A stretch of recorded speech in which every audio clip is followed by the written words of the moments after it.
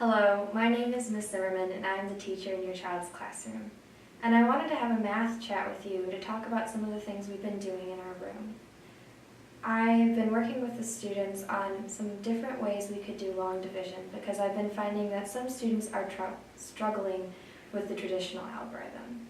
So to keep us both on the same page, I really want to walk with you through some of the things that we've been doing because I want you to have success with your child. I want to make sure that we're giving the same thing at school that we're giving at home.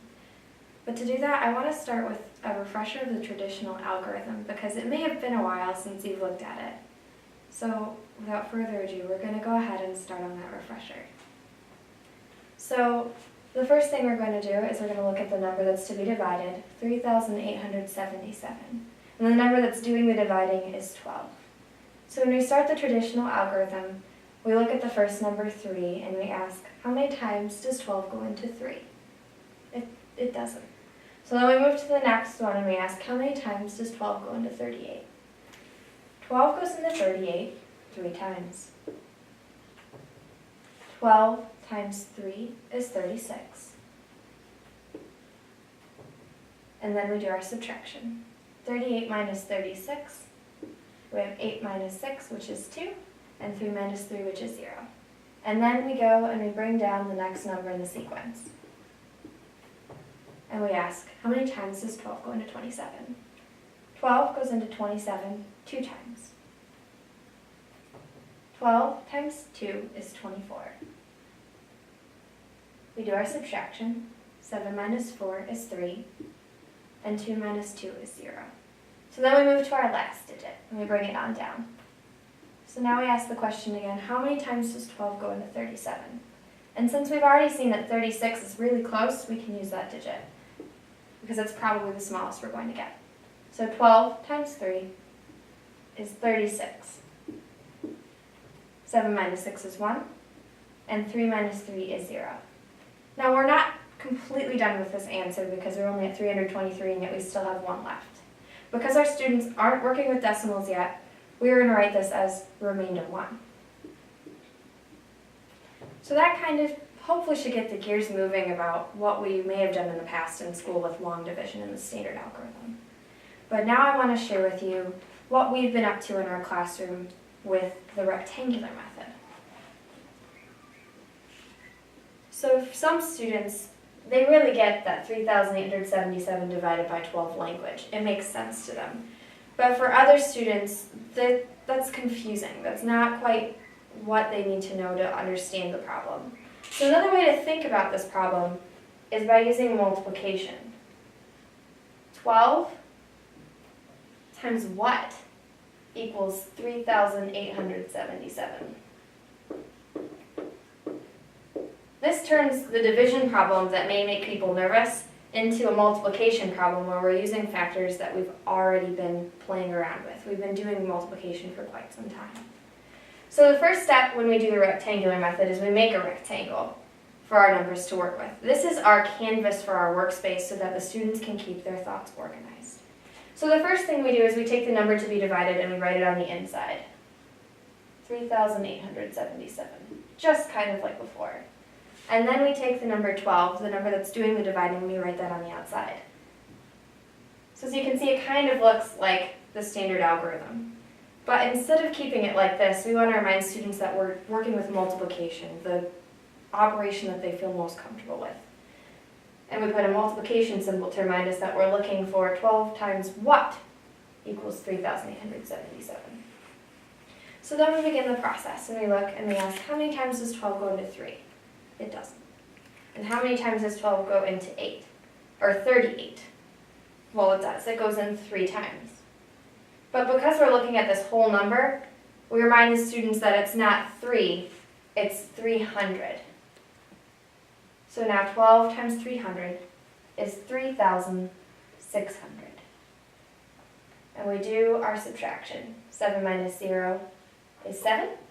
7 minus 0 is 7. And 8 minus 6 is 2. Now we're not quite finished because we still have a section that needs to be taken care of, this number 277. So we make a space, we draw a line so that we can show that we're moving on. We don't want to mix up our numbers. and we write 277.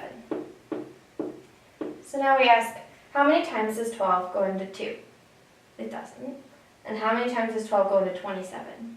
It goes into 27 2 times. 12 times 2 is 240. So again, we do our subtraction. 7 minus 0 is 7, and 7 minus 4 is 3. But we can't leave it as 2, because we are still dealing with the whole number. We're not looking at just 27, it's 277. So we have to leave the place value intact, that it's 20 times 12, not just 2 times 12.